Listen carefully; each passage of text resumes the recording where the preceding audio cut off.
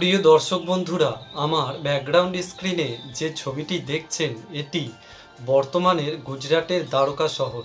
কিন্তু আমরা যে নগরী বা সাম্রাজ্যটাকে নিয়ে কথা বলবো সেটি দ্বারকাতেই অবস্থিত, কিন্তু খালি চোখে আপনি দেখতে পাবেন না।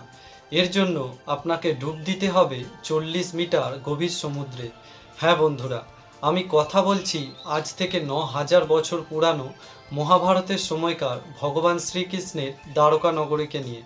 নমস্কার, আমি সৌমেন, বিবিএইচএস লাইভ লাইনে আপনাদেরকে স্বাগতম। দ্বারকা, যার অর্থ দ্বারসমূহের নগরী।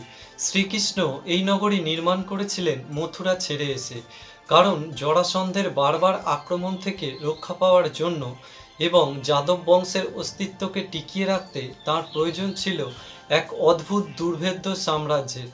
বলা হয় দেবশিল্পী বিশ্বকর্মা স্বয়ং এই শহরের নকশা তৈরি করেন, যেটি ছিল সোনায় মোড়ানো প্রাসাদ, রত্নখচিত দরজা, ক্রিস্টালের দেওয়াল আর নিরেট এবং নিটোল প্রাচীর দিয়ে ঘেরা। কিন্তু দ্বারকার সবচেয়ে রহস্যজনক দিক ছিল তার উন্নত নগর পরিকল্পনা। প্রায় 9 লক্ষ মানুষ বাস করতেন সেখানে। ছিল 6টি প্রধান রাস্তা, অসংখ্য জলদ্বার, বাজার, উদ্যান, হ্রদ, পুল এবং সেনা প্রতিরক্ষা ব্যবস্থা।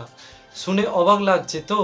আশ্চর্যের বিষয়, 2001 সালে আরব সাগরের নিচে আধুনিক সোনারারেও ডুবে যাওয়া দালান কাঠামোর নিদর্শন পাওয়া গেছে, যেগুলি হুবহু ভাগবত পুরাণ, স্কন্দ পুরাণ এবং হরিবংশ পুরাণে বর্ণিত দ্বারকার মতো। কিন্তু তৎকালীন যুগে কিভাবে এত নিখুঁত পরিকল্পনা সম্ভব হয়েছিল? ভারতের ন্যাশনাল ইনস্টিটিউট অফ ওশানিওগ্রাফি এবং আর্কিওলজিক্যাল সার্ভে অফ ইন্ডিয়ার গবেষকরা 2001 সালে এক চাঞ্চল্যকর আবিষ্কার করেন। গুজরাটের উপকূলে 40 মিটার গভীরে তাঁরা খুঁজে পান বিশাল প্রাচীর, ধ্বংসাবশেষ, মূর্তি ও পাথরের তৈরি রাস্তা। প্রাপ্ত কাঠামোর কার্বন ডেটিং অনুযায়ী তার বয়স প্রায় 9,000 বছর। এই আবিষ্কারই প্রথমবার আধুনিক বৈজ্ঞানিক দৃষ্টিতে দ্বারকার অস্তিত্বকে বিশ্বাসযোগ্য করে তোলে। আপনি কি বিশ্বাস করেন এই সমুদ্র নগরী ছিল সেই পৌরাণিক দ্বারকা? তাহলে প্রশ্ন আসে, এমন এক অসাধারণ শহর কিভাবে হারিয়ে গেল? মহাভারতের শেষে যুধিষ্ঠিরের রাজসৌযজ্ঞের পর যখন কৃষ্ণ নিজ রাজ্যে ফিরে আসেন, তখন কুরুক্ষেত্রের যুদ্ধ ও যাদব বংশের নিজেদের মধ্যে দ্বন্দ্ব এই নগরীর ধ্বংস ডেকে আনে। শেষ দিকে শ্রীকৃষ্ণ যখন বনবাসে যান এবং মৃত্যুবরণ করেন, তখন থেকেই অনুমানিত হয় গোটা সমুদ্র ধীরে ধীরে দ্বারকাকে গিলে নিয়েছিল। মাত্র এক রাতের মধ্যেই সোনালী প্রাসাদ, রাজপথ এবং উদ্যান সব কিছু ঢেকে যায় জলের নিচে। তাহলে শ্রীকৃষ্ণের মৃত্যুর একটি কি ইশারা ছিল, যা এই শহরের পতনকে নির্ধারিত করেছিল?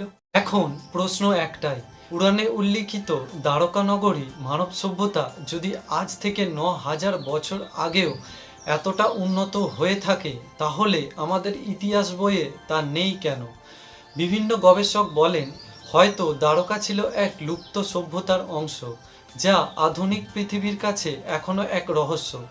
এমন অনেক বিজ্ঞানীও আছেন যারা মনে করেন আমাদের অতীতের ইতিহাস পুনরায় লেখা প্রয়োজন, আর দ্বারকা এক তার মধ্যে অন্যতম উদাহরণ। এই প্রতিবেদনটি দেখে আপনার কি মনে হয়? দ্বারকা সত্যিই ছিল, নাকি এটা শুধু একটা অলৌকিক উপকথা? কমেন্টে জানিয়ে দিন আপনার মতামত। আর যদি আপনি বিশ্বাস করেন অতীতে এমন শহর সত্যিই ছিল, তবে এই ভিডিওটি অবশ্যই শেয়ার করুন।